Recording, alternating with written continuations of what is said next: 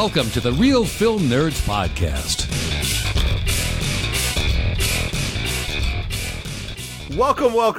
Welcome back to another amazing, incredible, stupendous episode of the Real Film Nerds Podcast. As you could tell, or at least I hope you can tell, my audio does not sound like absolute hot garbage. So hopefully this podcast won't be craptastic. Yes, craptastic. That is the word I used in our show notes for Aquaman, and I thought it described my audio quite well. Anyways, my name is Matt. I am your host today. Joining me, as always, my good buddy on the East Coast, as I always say, or my brother from another mother, or whatever. Mysterious Mike. Hey everybody! Yeah, man. I hope your mic is working better today, or your spare mic. Yeah, it's my backup. Yeah, it's a microphone that literally picks up everything. So if I fart, everybody here will hear it. Oh, that's delightful. Like at least we won't have to smell it.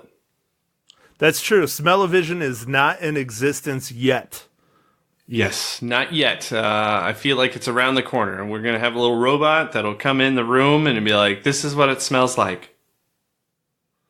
All right, so Mike, I think I am going to start a new segment with this episode. I was talking about it in the past, but I'm going to do it to you anyways without you even knowing about it. And I'm going to use what you did earlier to bring it in. Mike, what are you drinking today? All right, so I'm drinking an IPA. Hold on, let me get it out of the thing to make sure which one it is. I am drinking Hoplift IPA. You can get this over at Aldi. All right, well, I am going to be boring as shit because this is the beer I have in my fridge, and I almost always have at least a six-pack of it in my fridge. But it is my favorite beer, for those of you who know me. I am drinking Four Peaks Kilt Lifter Scottish Style Ale. Oh, that's a wonderful beer. I freaking love my Kilt Lifter, dude. I love it. I've drank gallons of this beer. Gallons. Yeah, and it's a good Arizona beer. I don't even know where this one's from, so I'm a bad beer drinker right now and not knowing. I'll look at it, but Matt, why don't you introduce what we're going to be reviewing today?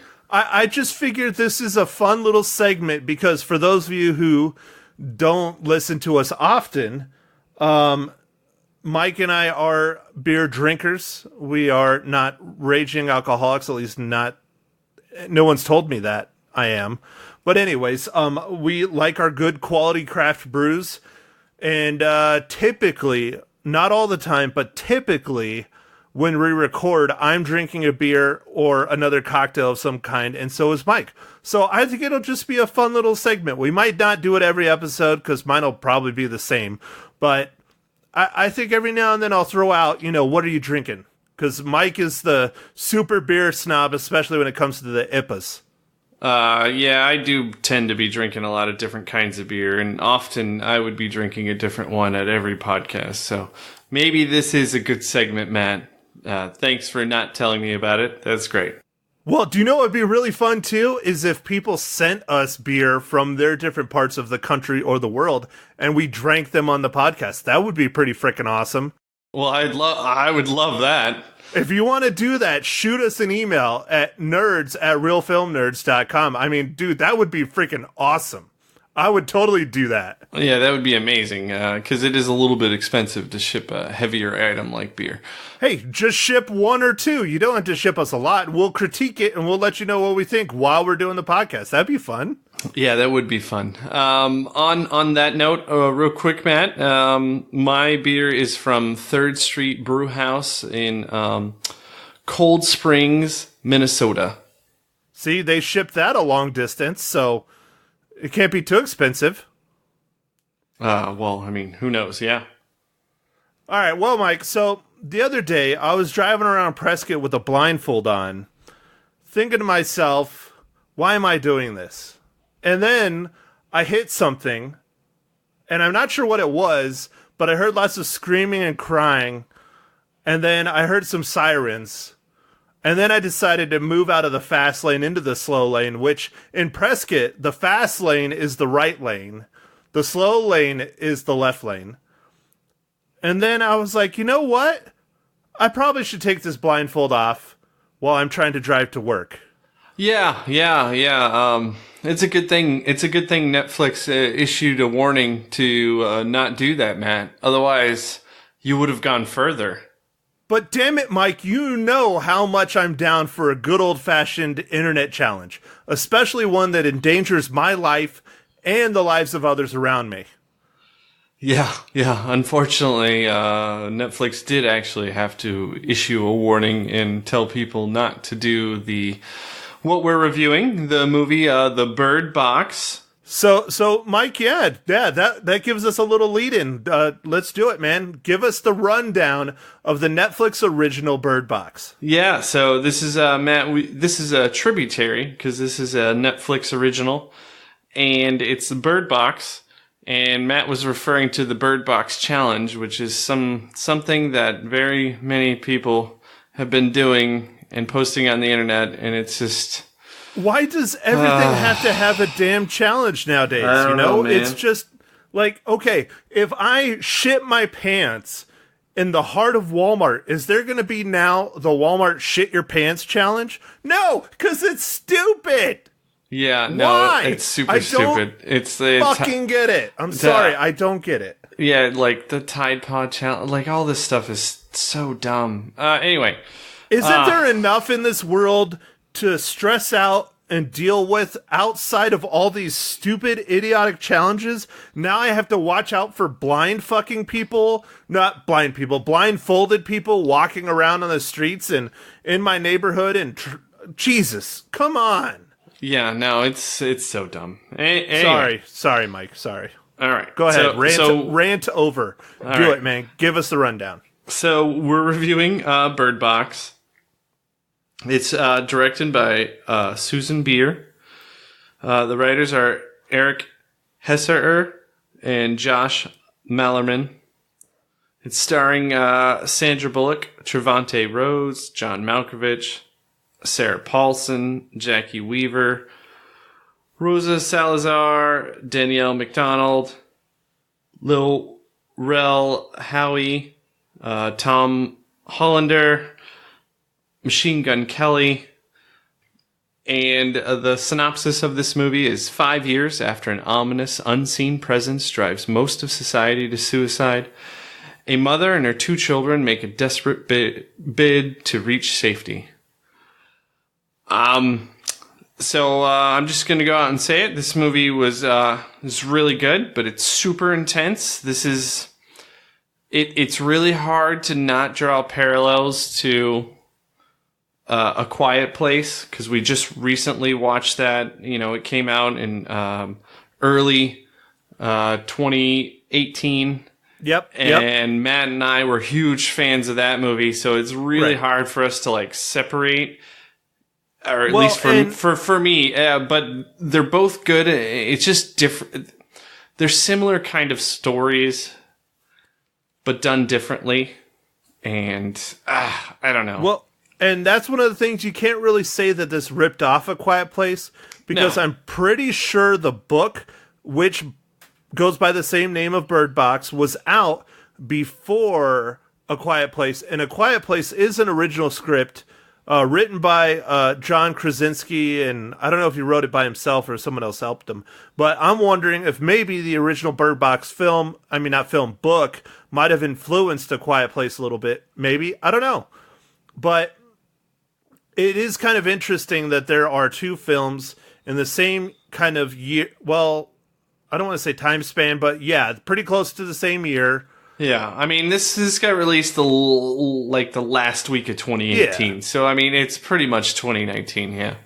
Yeah, but same, thing. They deal with the restriction of your senses, one of your senses. But this one is definitely more of A Quiet Place smashed with The Happening. Okay. All right. Yeah. Yeah. Which isn't definitely necessarily a bad thing.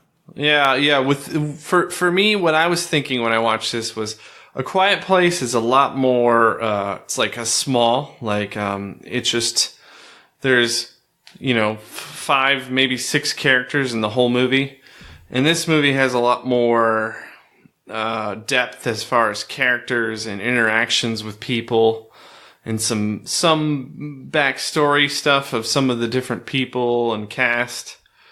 I'd say that's one of the bigger differences with this one. And this one shows the beginning of an event that happens where Quiet Place kind of throws you in the middle after something has happened.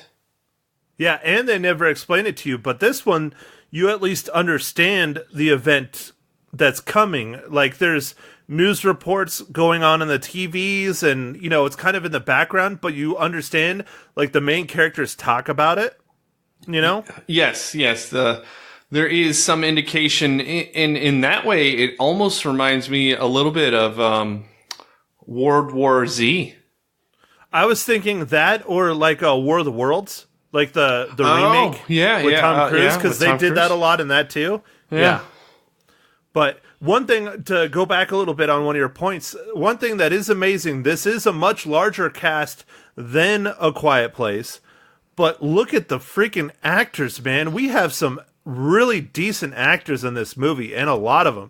I mean, Sandra Bullock, Trevante Rhodes, John Malkovich, Sarah Paulson. I mean, just oh yeah, I forgot to list B.D. Wong before. B.D. Wong, yeah. Oh, dude, that's, I don't know. Maybe I'll get into him in my spoilers, because I don't know if I want to do it now. But yeah, B.D. Wong, I love that guy, dude. He is phenomenal in Mr. Robot. God, I keep saying phenomenal a lot. I need to cut that shit out.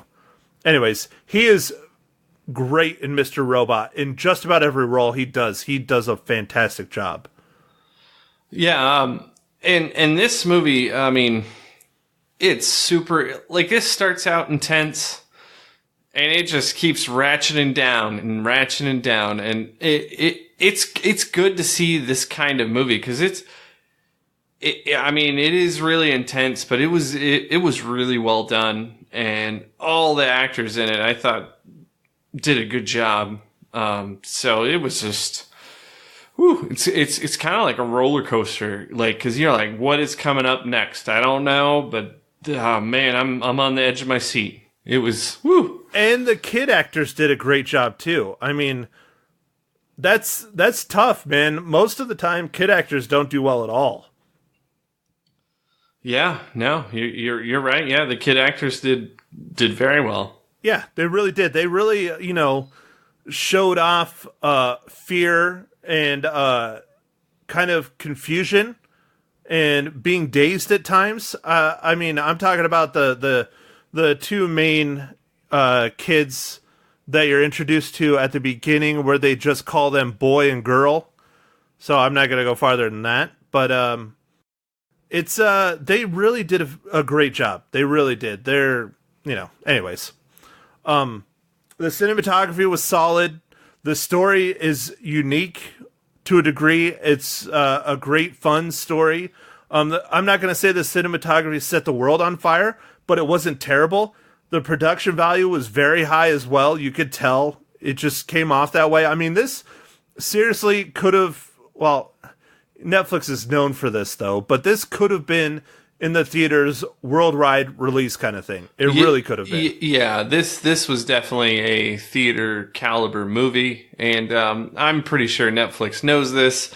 They released it at a time, too, where I think they thought it might do well, and from indications now, it's really hard with Netflix because no one actually knows the official numbers except for Netflix. But someone reported that they had 48 million streams of this in the first 2 weeks it was out. And a stream counts as 70% of the movie is watched. Now, we don't know much more than that. Like, we don't know if that's all in America, which countries. There's a lot of factors involved, but that's still super impressive. And I think this is chalked as a hit in the Netflix categories. They can be feeding us the numbers too. As you were saying, they only let loose what they want to let loose. I don't think they would, but I definitely feel like this is an internet phenomenon or bigger than a hit. Can you name another movie off the top of your head that was this big on any other streaming service that was only on a streaming service, Mike? No. Not off the top. That makes two of us. Yeah, I was thinking the only other thing that I could think of that's done just gangbusters off of Netflix that is just really kind of caught them. Well, maybe didn't catch them by surprise, but Stranger Things was such a phenomenon. And man, but that's not a movie. It's that's not a a TV movie. show. Yeah, it's not a movie, and so I love that show. But dude, we all do. I mean, both of us do, shall I say. But yeah, no, I'm just trying to say, like, across the board, like Amazon, Hulu, any original streaming content. Yes, I hear a lot about it, but nothing at the level of Bird Box, especially not this quick. Not after 2 or 3 weeks of being out. I mean, seriously. Yeah. Like, even Stranger Things took like a month or two before people were like, oh, this show is really freaking good. Yeah. I'm trying to think of any kind of like movie, like the movies that we've reviewed from Netflix before, I don't think have really done that well. And this one has just been gangbusters, everyone's talking about it and have you seen it? And, the other movie that I thought of from Netflix was a movie that came out last year around Christmas, and it was called Bright. With Will Smith and who else? Another Joel Egerton. And it's kind of... but that wasn't a great movie. It was okay. Yeah, no, it's okay. But that was the only other movie that I could think of. Like, when you were like, can you think of any other thing? And I was like, now I can't think of really anything that's been so well received. And I almost wonder, is the success of this movie due to a movie kind of like Quiet Place, where people really like that? Or is this just the universal intent, the intensity of this movie? I don't know. This movie is just like, my personal feelings, I feel it's word of mouth. Word of mouth, okay. Mm-hmm. Critics, reviewers, people hopping on YouTube, podcasters, bloggers, everyone's saying, you got to see this, you got to see this, you got to see this. That's what I think it is, but I could be wrong. One streaming movie that came out in December that is not as big as Bird Box, but I still think got pretty big. I mean, it was big enough to where I watched it, was the Christmas Chronicles, starring Kurt Russell. I don't know if you watched that or not, Mike. Yes, I watched that too. Yeah, that was one of the movies I watched when I was down for Christmas. I had my mom and my nephews and stuff watch it with me, because I actually watched it before that too, just because I was curious. Because, I mean, who doesn't love Kurt Russell? And that wasn't like an intense, amazing, great film. It was okay. It was a fun family film. I was actually going to throw it in one of our quick reviews when we were doing that in December, but nothing at the level of Bird Box. I just can't think of anything that's had this many downloads so fast and that has people talking about it.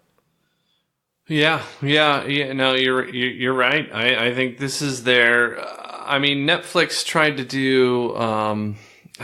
What was that? They tried to do a movie where they released it in the theater and on Netflix at the same time, and it was the guy who did Crouching Tiger, Hidden Dragon, but I can't remember what the movie that he did after that with Netflix. Well, they did that a little bit with Bird Box as well. I believe Bird Box is in select theaters. Whoa. I am not. I might be mistaken, but I think it is in a handful of theaters in like L.A. and New York. Oh, that's interesting. That is interesting. I wonder if that's to get awards. That's that's immediately where I would go. Yes. I mean, and they've done that in the past, as you're pointing out. They've done that in the past where they'll put it out in like 10 or 15 theaters in LA and New York just so that, it can get nominated for something. Huh. That is very interesting to me. But this was a great movie, and if you can handle like an intense movie, this is definitely intense, and I wouldn't say this is for kids at all. But this movie is awesome, and you should watch it. You should stream it if you have Netflix. If you don't have Netflix, go to somebody's house who does, because I guarantee 2-3 people. Just get someone's login. You're fine. I didn't say that. That was all Matt. We all know that's what you do, people. We all know. So, all right, Mike, speaking of awesome, how does Bird Box relate to the Marvel Cinematic Universe?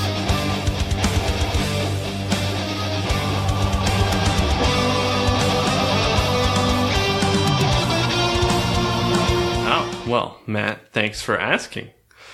For this movie, the cinematographer Salvatore Totino was also the cinematographer for Spider-Man: Homecoming.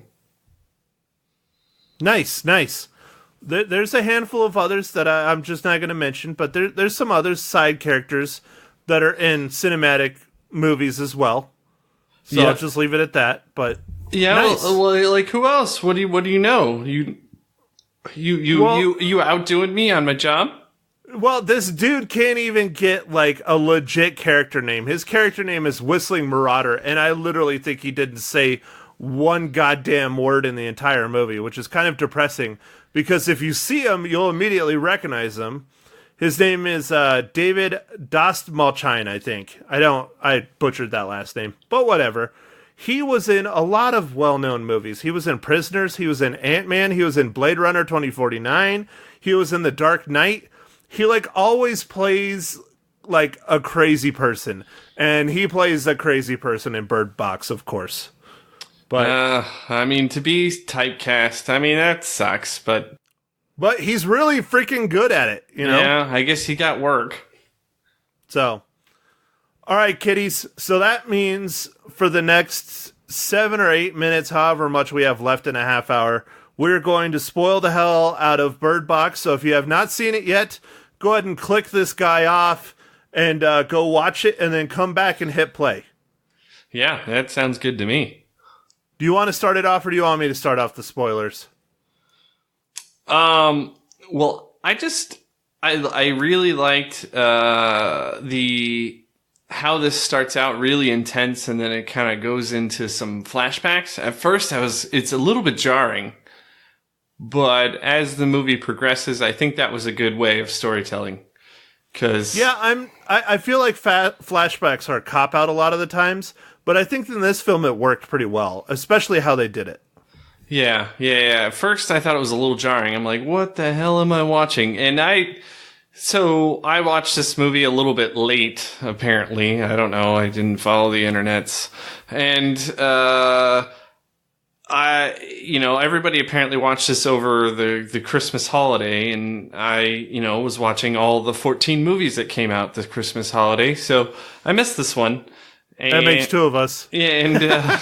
And, I was like, what is this movie? Like, why is everybody all hyped up about it? So I was very curious going into this movie. And I'd heard it's kind of like A Quiet Place, but I was like, I don't know. So, it was like, wow, it just starts out. And I'm like, well, I guess it's going.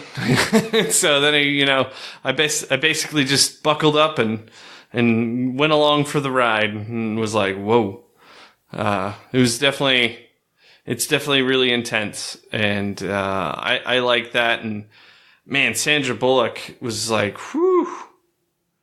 This must have been an interesting role for her. Cause this is like one of the actresses that we see as like the American sweetheart. And man, she had a tough role. She was a tough person in this movie. Like, she's making all kinds of decisions that I'm like, I would not want to make any of these decisions. Yeah, but it makes sense as you get farther and farther and farther along in the movie and you start learning about the creatures and they're invisible and it's not some shit that's made up. It's not some kind of disease or like, I don't know, smoke or whatever that's flowing through the air like in The Happening or whatever.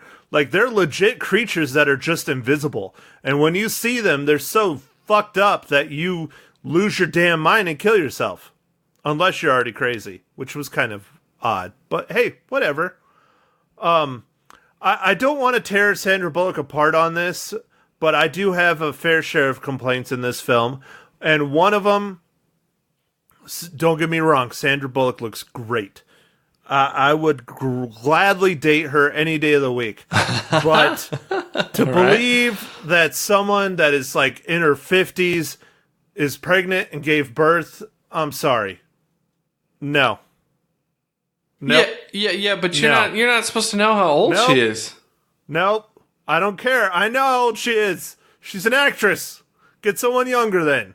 Oh, come on, dude. She doesn't look like she's in her 50s. Is she really in her 50s? Yeah, dude. She is. Holy crap. Here, now you're going to make me click on it and make noise. She was born July 26th, 1964. Do the math, Mike. Oh my goodness. Okay. Well, anyway, dude, you just have to. This is. I know. It's a movie. I need to suspend my disbelief. Fine, I will. I'll stop. All right. Fine. Yeah, you can't bring reality into it, man. I mean, it's already a fantasy. Come on. One thing I do have to say that I did like is that it's not really a horror movie. Everybody keeps saying it's a horror movie. It's a horror movie. No, it's not. This is a thriller through and through. It is not frightening in any way, shape, or form. I mean, it's scary in some aspects. It's psychologically frightening, I think. Yes. And then that's what a thriller is. Right. So it's I don't know. I guess you can lump horror and thriller kind of in the same class, but I think this is a little better than a horror movie. Sorry, Mike. I got my horror movies I love, though. No, I like this movie because it keeps ratcheting up the suspense, and you never see, the whatever the creatures, the aliens, the monsters, whatever they are. You don't see it, and I like that. I really like that because that's kind of the Hitchcockian or even M. Night Shyamalan Ding Dong kind of thing. I was just talking with Mags the other night, and Signs. I love Signs, but for probably 85% of that movie, you don't see anything to let you know that the aliens are actually there. Yeah, you see like a hand and you hear some noise and stuff, but that's it. You don't see anything, and I love that. And even in one of my favorite movies, Jaws, you don't really see the shark hardly at all. Not until the end. Not until the end. And so I really kind of like that build up. And this one, you don't see him at all. Well, do you want me to tell you something that's going to make you upset? No, but you're going to do it anyway. So go ahead. Fine, I won't then. I'll just sit here and I will keep you in suspense. No, just go ahead. Do it. Drop it. Whatever it is. Drop that big old turd. Hey, I haven't farted yet, so I don't have to drop a turd. But no, they originally had a scene where they were going to show you the monster. And they just edited it out, or what happened? Yep, they cut it out because what happened, at least according to some podcasts and articles I read, when the person showed up on scene dressed as the monster, Sandra Bullock couldn't stop laughing. Well, yeah, that's funny, huh? That's not going to work out. Well, it's funny because what it is they made like a prosthetic head, and then they had the person that was going to be the monster wear like a blue suit or a green suit or whatever, so they're going to do the rest of the body. Yeah. But they had like the prosthetic head, and it basically looks like a demented, like weird, like baby head. If you look it up, they have it. It's on Instagram. The people that did the actual special effects and stuff for it. Posted on Instagram the other day just to drum up some more news about Bird Box. Oh, it looks so bad. I started laughing. I was like, yeah, it's dumb. That would have really ruined this movie if they would have left that in there. So I'm glad they took it out, because not seeing the monster makes it that much better. It really does. Yeah, no, I think it does. I think it really helps amp up, and you're just like, there's something out there, but we don't know what it is. And it's like, you can kind of feel when it's coming, and like with the deprivation of one of your senses, of course. So it's your vision. It's so distorting already, and you're just trying to it's good. It's really good. All right, so I got two more that I definitely want to complain about. All right, okay. Drop them. Let's do it. Complain. I think BD Wong was so under freaking used. He dies so fast. They kill him so fast. And I was just, God, he is such a good actor. And they just wasted him. I was really sad about that. He's barely in the movie. You're right. He's barely in the movie. And his character seemed fairly interesting. It did. And I actually like the infighting between John Malkovich's character and his character. Yeah, they're neighbors. Yeah, but because of the circumstances, they were like, yeah, we can let that go. Well, but that would have made it so much more of an interesting dynamic if BD Wong's character would have been alive longer, the headbutting that would have gone between the two. Because basically, John Malkovich is suing BD Wong, his character, because BD Wong's character is a homosexual, and his boyfriend is an architect, I think? Yes. And he wants to remodel this kind of classic-esque house, which I had to say is amazing. That is such a cool house. Being in the real estate industry now for a little while, that is a really neat looking house inside and out. They really picked a good one. Yeah, no, anyways, it was a really cool house. So he's suing them, John Malkovich's character, for doing construction work to their own damn home. So there's some really rough blood between these two. It would have been great if they would have kept them along. I mean, I think it just would have added. But anyways, whatever, to each his own. All right, so I'll get to my next one so we can finish this up. I hated the ending. It's too happy. It's too freaking happy. I mean, it makes you feel all good and warm and fuzzy inside. Yeah. It's too commercial, huh? Too just. It's they tie it up in a nice little bow, but you never hear what happens to the monsters or if they go away or whatever. So now there's this sanctuary school for the blind where everybody is freaking at. Yeah. Everything's fine there, man. Everything's fine. This is not like in your favorite show, Walking Dead. What was it called? Exodus? No. What is the place that they go to in season 4? Oh, Terminus? Terminus. This is not Terminus, Matt. This is brutal. Not Terminus. No, that was kind of a waste, too. I wish Terminus would have been around a little bit longer. But, hey, whatever. Anyways, so I looked up the ending, and one of the most controversial parts of this movie is the ending, because Netflix purposely changed the ending, or maybe not Netflix, but the writers of the film, the screenwriters, purposely changed the ending because they didn't want it to end bleak. The ending of this film, again, I haven't read the book. I would like to, but I just flat out don't have time. Sorry, I don't. Maybe down the road. Maybe I'll pick it up and I'll leave it on my shelf until I get time. But nice. I got a bunch of those, dude. It's awful. Anyways, the ending of the book, supposedly how it goes, Sandra Bullock and the kids show up, and it still is, I think it is a community of blind people, or it might still be a school of the blind or whatever, but there's a really fucked up, messed up twist. They're blind because these people chose to gouge their own eyes out. Oh, okay. So it's a lot darker and a lot more messed up than how Netflix has it tied up in a cute little bow. Yeah, okay. Yeah. I think if they would have made it a little bit darker, it would definitely be more to my liking. but maybe not the general public, and maybe it wouldn't be the big hit that it is. So whatever, that's fine. Leave it. It's doing great, Netflix. You can't ask for more. Yeah, no, Netflix killed it. They really killed it on this one. Although I really like that one that we reviewed. Oh man, I'm gonna forget its name. But Matt, remember the one with the AI and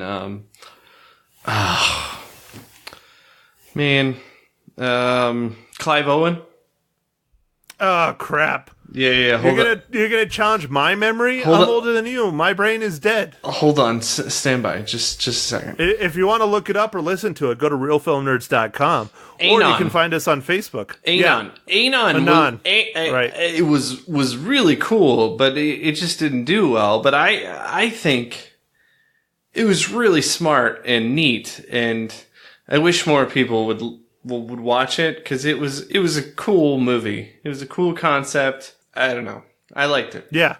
If you want to know more about Anon, definitely go look it up and listen to our podcast, because that was a very cool Tributary movie. We need to do this thing. We're getting long. All right. Oh, yeah. Sorry. Yeah, we are getting long. We're supposed to keep it at 30. We're ruining the New Year's resolution. Yeah, our New Year's resolution is, it's going the way of my waistline. It's just getting bigger. Oh, no. All right, Mike. So how many reels do you give Bird Box? All right. So I give Bird Box 3.5 reels, because...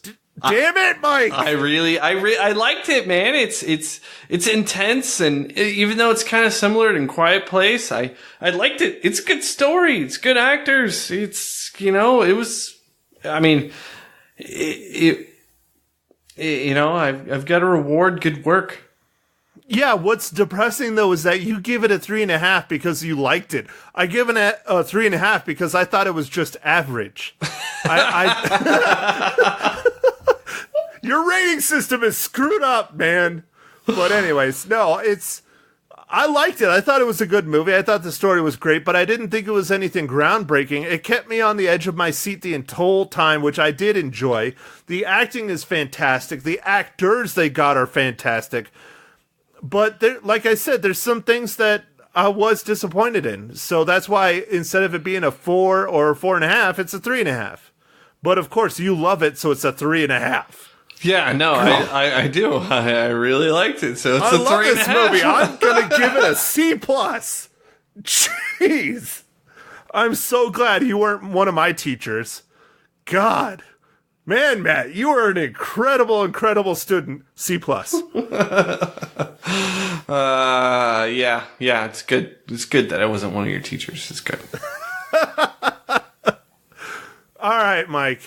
So I don't know what we're going to review for next week. I'm thinking maybe we should do one of those movies I was talking to you about on the Amazons.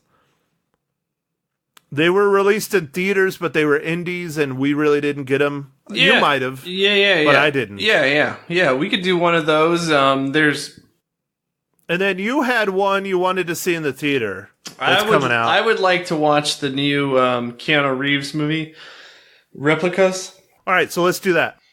So, Mike, what I'm thinking is maybe for our other one, we do like Bomb City. I heard good things about that. That's like a little indie that came out in 2018 that didn't make it to our theater.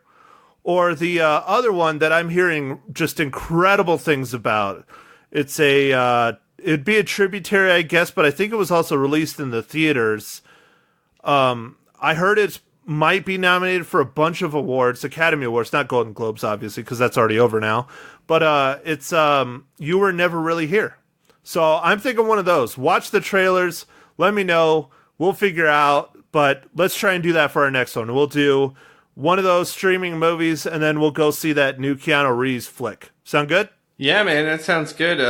Yeah, I've heard of You Were Never Really Here, but I haven't heard of Bomb City. So I'll check out what the Bomb City is and figure out what we're gonna watch. And yeah, whichever one you like more, we'll just take a vote. I mean, I would like to watch both of them.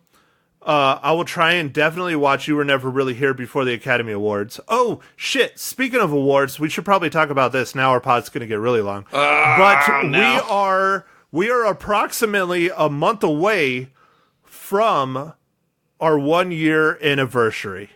Mm-hmm. For those of you who do not know, the Real Film Nerds podcast 1 year anniversary is Valentine's Day. So, Mike and I have decided we're going to do kind of an awardsy-esque show for our 1 year anniversary, and it will probably become an annual event, but because we haven't done it before, it'll be our first. And we're going to do things, and Mike and I are going to discuss it. I don't know if we're each going to pick or if we're going to agree on it, but we're going to do like best movie of the year, favorite actor of the year, you know, the typical kind of awardsy kind of shit, because it is award season, so it might be kind of fun. And then I'm thinking we'll go the other way. We'll do the worst freaking movie of the year. We'll do our best podcast of the year. We'll do our worst podcast of the year. Shit like that. I think it'll be fun. Yeah. And if you guys have stuff... And if you guys have stuff you want to tell us and be like, hey, this is the movie I really liked, or hey, this is the movie I didn't like, until we get more listeners and people that actively participate with us, we're not going to put out a poll on Facebook. But I would like to get to the point where our award show has like a listener's movie of the year or a listener's actor of the year or whatever. I think that would be just great.